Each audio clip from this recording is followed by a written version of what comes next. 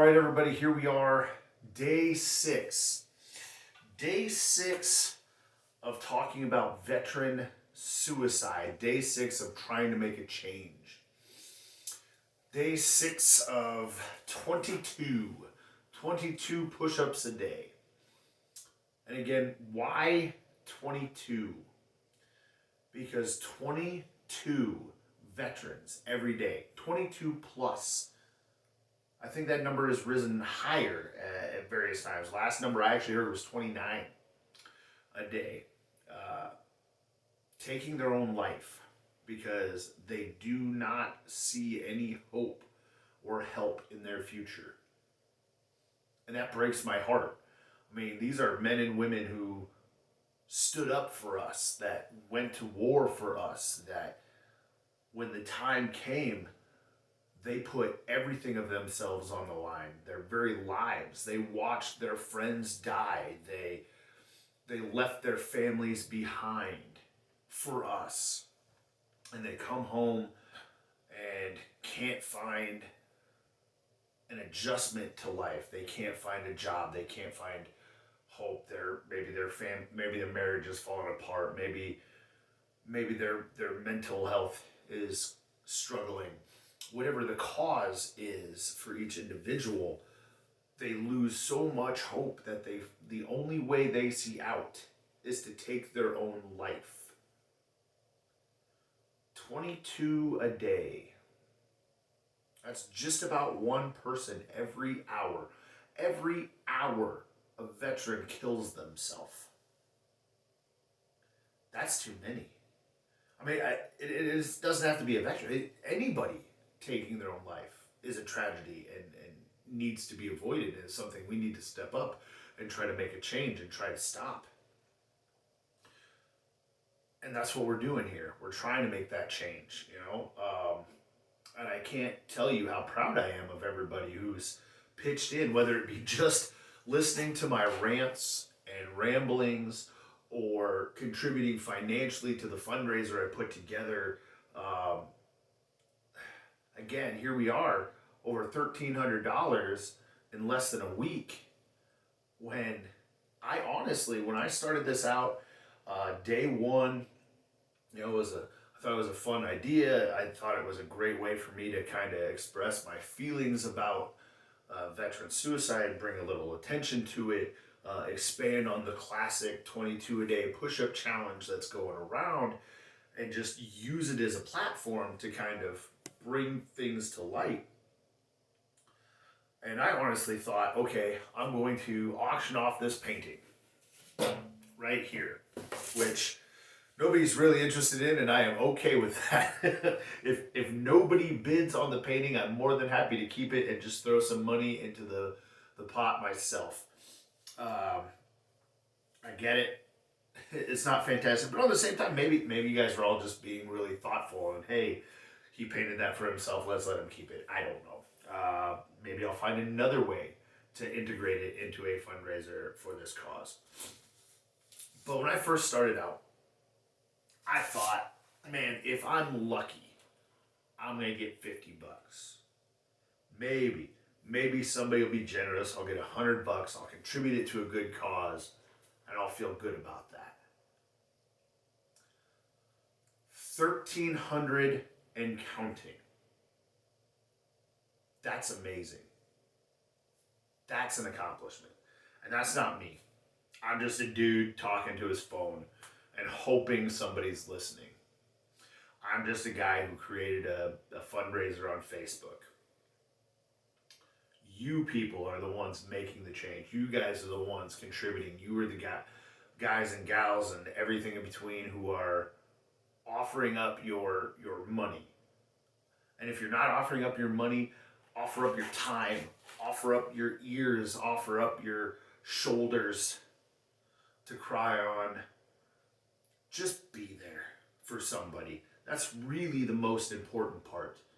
I mean, don't get me wrong, the money helps, and it's going to Mission 22, which is a great organization that helps educate people about veteran suicide, helps bring light to the cause, helps with education and jobs, helping veterans find jobs, helping them find the psychological help they might need, helping them, just giving them somebody who can listen, suicide hotlines, etc. But that doesn't mean we can't do that. We have the power in us to be there for one another. We just need to not hide from it. I know it's easy. Hey, this conversation makes me uncomfortable. Maybe I'll wait and let the next person take this one. But that's the problem. We have continuously waited for the next person to come along and help this individual who's struggling. And then guess what? There is no other person. And then we read about this person, or we hear about this person who took their own life, and oh, it's a tragedy. Where were we? We look at them, oh, how could they be so hopeless? How could the system fail them? How could the government have let this happen? How could the VA let this happen? And yeah, those entities can do better.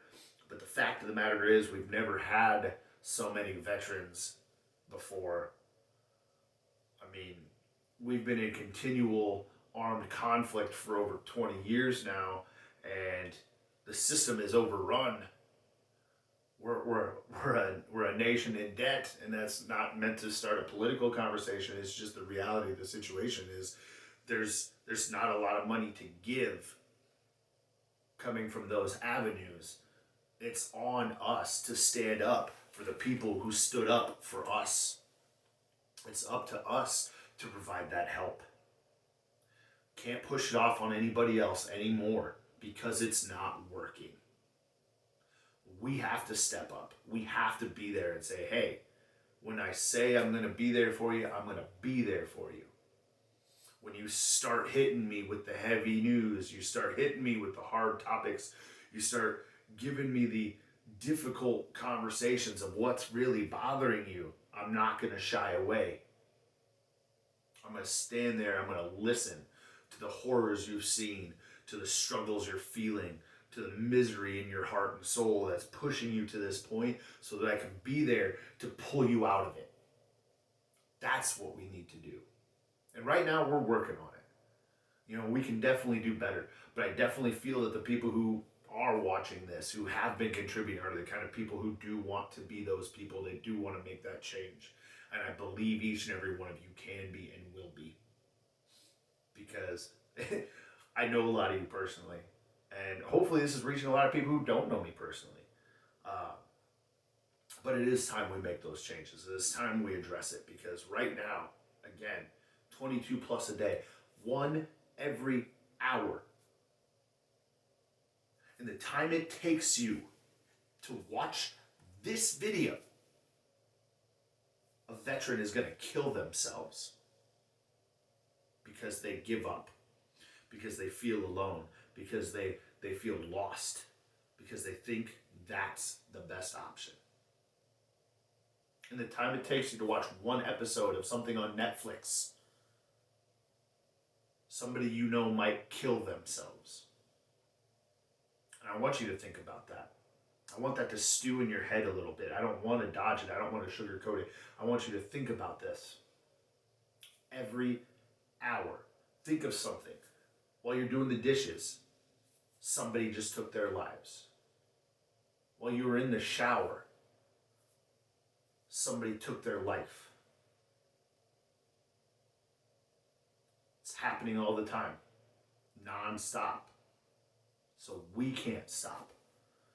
Even when we're tired, even when we're exhausted, we've had a long day. Maybe we're struggling.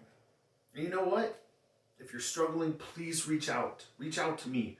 Reach out to your friends. Reach out to your family. Reach out to any of the organizations we're trying to raise money for. Reach out to the VA. They may not always be there, but they're there. It's worth a shot. Please don't give up. Don't give up on each other. And for the love of God, let's not give up on our veterans, because when the chips were down, when the bullets were flying, they were there. We need to be there. So, 22 a day. Why? What does it matter to me? Because I served. Because to me it's very real. Because I lost a friend. I had a friend come home from deployment, try to adjust to that civilian life, and couldn't. And to this day, I question myself. Where were you? Why didn't you check in? And I don't want to feel that way anymore. So right now, I'm checking in with everybody. Please, please tell me if you're struggling. So, all right. Like to add a little story, little fun fact or background on me, just because I feel it can warms up these videos a little bit, makes them a little easier to digest. 2005, I got called back into the Army, and that was during a transitional phase. So the Army was moving away from the old classic woodland camo, so your brown, green, black pattern, that classic Army look, and was moving towards the ACU pattern, which was the grayish digital pattern that was very short-lived. It was not effective. I think the only thing I ever saw it blend in with was a freshly poured gravel road, which is not effective in any real combat environment. The uniform itself has some cool design features, pocket placement and whatnot that I think was useful, but the pattern itself was atrocious and useless. But while they were issuing us the new uniforms, they were also issuing us a bunch of other stuff. One thing in particular that I actually still have that was particularly of interest to me at the time was the black silk weight long underwear. So it's kind of an intermediate long underwear. It doesn't do you good in the dead of winter, but fall, spring, when it's a little chilly, it's not too bad. It's exactly what it sounds like. It's all black. It's silk weight, so it's fairly thin material. But what is interesting about it is when you take the required reflective PT belt that every sergeant major swore by and required you to wear all the time ridiculously, it began to adopt an interesting look. So you went from ninja to, now I've got this black, or this rather bright yellow reflective belt. So what does Justin do? Justin talks to the guys in the barracks and manages to come across a guy who has a Batman mask. Yep, I think we all see where this is going. I don the Batman mask, and at a time when it was particularly stressful, we're getting close to deploying, tensions are high, guys are really stressed. I take it upon myself to add a little levity to the evening, and in the dark of night, myself dressed as the Dark Knight decides to tear ass and run through everybody's barracks dressed as Batman. Why? Why not? So I make it completely through one platoon's barracks. I managed to get through the officers. Then I'm going through a second platoon's barracks, and I'm making about 3/4 when all of a sudden they managed to catch me, and I want to say about 8 of them, and I've got video of this. 8 of them managed to pile on me. They pushed me out of the aisle and up to where the wall locker was, and take off the mask. They realize who I am. And luckily, everything's in good fun, no fights, nothing too physical. Somebody breaks out a pair of hair clippers, and yes, my hair was already short. I didn't have the luscious locks I do now. Obviously, I had a regulation haircut, but it was in between haircuts. I could have used a trim probably. So they offered me one, and instead of just shaving my head, they took it upon themselves to give me a star pattern. in the top of my head. It looked quite ridiculous. But like I said, it was all in good fun, kind of light the mood. One of those fun memories I have where I look back and go, I'm a buffoon. All right. So, the other thing we like to do with these videos is introduce you to different unique versions of push-ups beyond just your traditional standard push-up. Today, we're going to try something that's kind of a combination push-up ab extension. There's a couple ways you can do this, but the point of it being is you need something that's going to slide on the floor. And that's going to depend upon your floor surface. Paper plates work quite well. I actually have furniture gliders that I'm going to use. Washcloths might work. Again, just kind of depends on your floor surface. I'm in my basement, in my little personal gym. There's not a lot of room, but we'll do our best. It is a concrete floor, furniture sliders. So the way this is going to work, and if you've never done this variation before, I do recommend you start from the knees before you go from the full push-up position with your toes planted, simply because it is way more challenging than you think. So I'm going to start in my lowered push-up, or in my top of my push-up position. I apologize. So as I lower myself, I'm going to extend one arm forward and then press myself back up and then alternate from the side. So if I start from my raised push-up position, as I lower, I'm extending.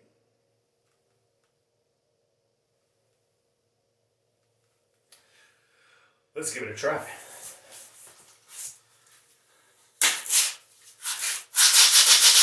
Might get a little loud. May not hear the counting. Let's see what happens. So, as I lower myself down, 1, 2, 3, 4. Ooh, probably should have put something on the floor. 5, 6, 7,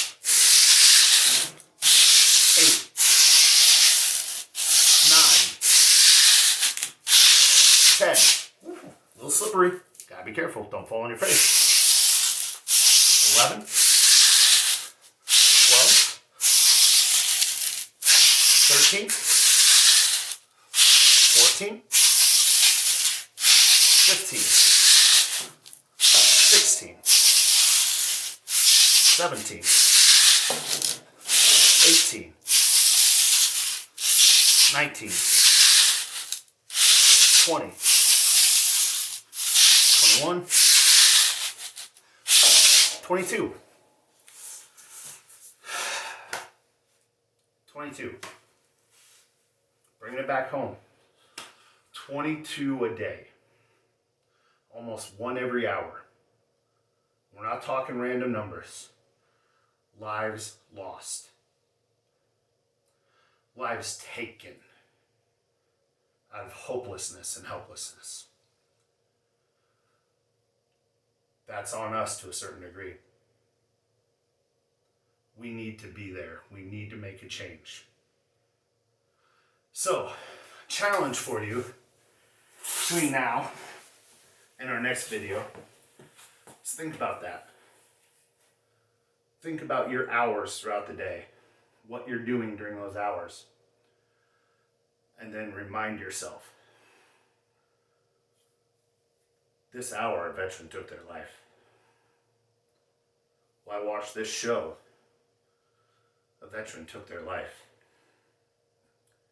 While I ate dinner, a veteran killed themselves. We can make a difference.